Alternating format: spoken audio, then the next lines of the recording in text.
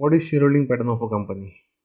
Now let us say that there are four friends who come together to form a company. They identify that the requirement of capital is 2 lakhs and they mutually decide that all of them will contribute equally. So each one of them will invest 50,000, right? So let us say their names are A, B, C, and D. So total investment naturally is 2 lakh rupees. So percentage contribution or percentage holding of each of them is 50,000 divided by 2 lakhs.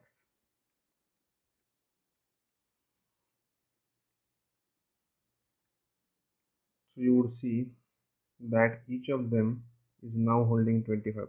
That is shareholding pattern of a company, or that is shareholding pattern of the company that these four people started off with. Okay. Now let us take another example which is similar. Let us say six people started. Okay, and one of them, let us say H. Uh, let me reframe it once again. Okay, six people started. Again, their initial requirement was 2 lakh rupees. Okay, and now what I'm giving to you is first value of the company is 20, and there are certain conditions. Okay, so of the six people, one is H, one is A, one is G, and other, there are other three. Okay, so I'll say other one, other two, and other three.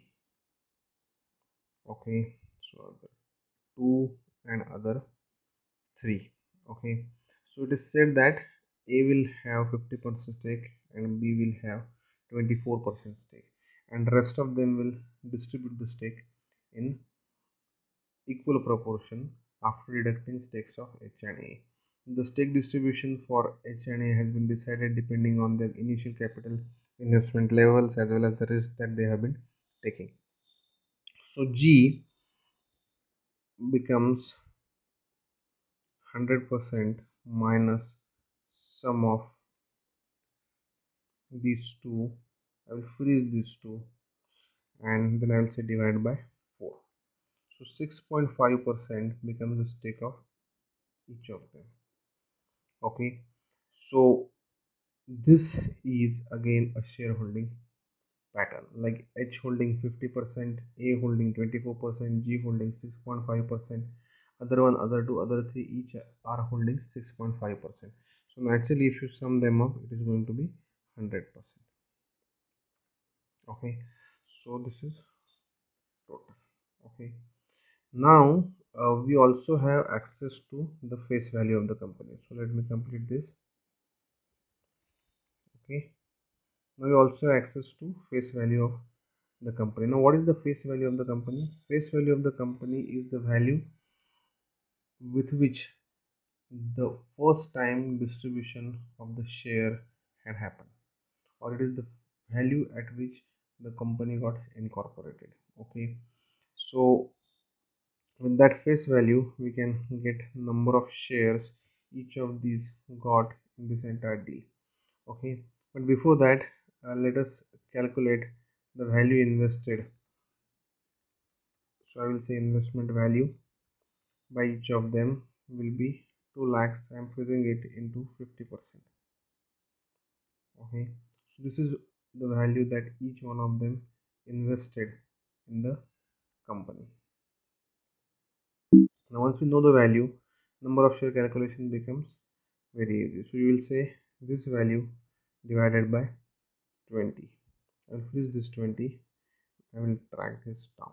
Okay, so total number of shares distributed were 10,000. Total capital is 2 lakhs. Okay, and naturally if you look at the percentage breakup of number of shares also, you will naturally get the same answers as we got in the earlier case, which represents the shareholding pattern of the company. So that is at the basic level what shareholding pattern of the company is. Typically in listed companies, the way they report it is promoter share, then institutional holding,